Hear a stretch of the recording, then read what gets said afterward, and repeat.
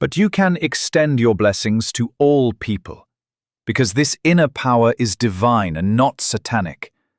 For there are very many powers through which people become devils. In Indian mythology, we find countless examples of Shiva worship. People acquire the Shiva power in particular because it is easily accessible and also very simple to use, but it always leads to ruin. Nothing good has ever come of it for any person. People have used this power to hurt and ruin others. In doing so, they have sinned against themselves, because the law is immutable. If you wound someone with your fist or a weapon, the weapon is not punished while you go free, with the excuse that the weapon caused the death, and not you. It was you who used the weapon, therefore you are the murderer.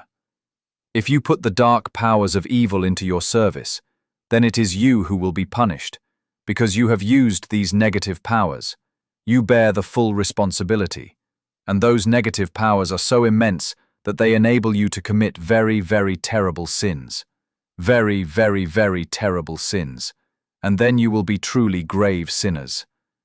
These tragic, terrible consequences await us if we worship another power. Some people awaken the Kundalini power, but besides that, there are also other powers and goddesses. Indian mythology is rich in such powers.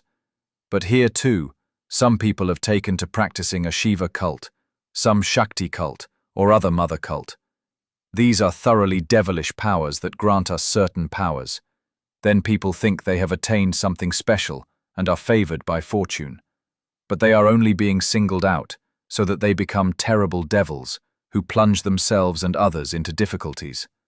Only the God power is the pure power that allows love, humility, compassion, and devotion to ripen within you.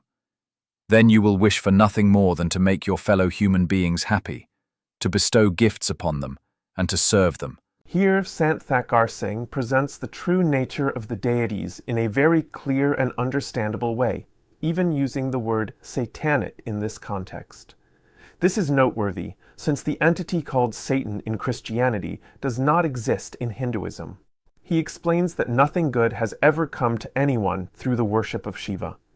The Shiva power, he states, was therefore used to hurt and ruin others. Whoever acts this way will be held accountable for all the crimes that devilish beings have committed on their behalf.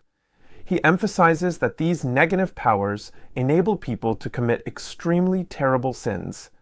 Furthermore, he brings up the Kundalini power. He states that all powers like Shiva, Shakti, or any other mother power are thoroughly devilish powers.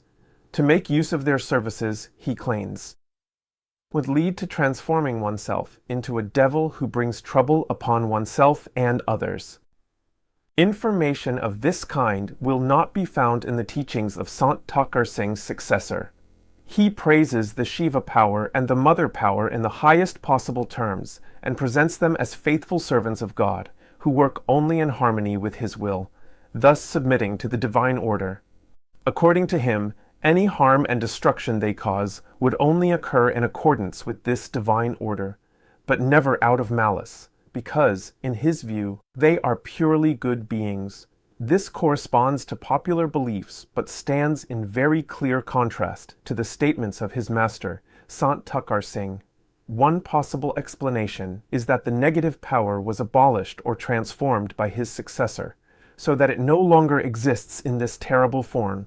Whether that makes sense or not is for each person to decide for themselves. In light of the severe attacks by negative forces on many believers and the chaotic, dangerous situation in the world, I dare to doubt it.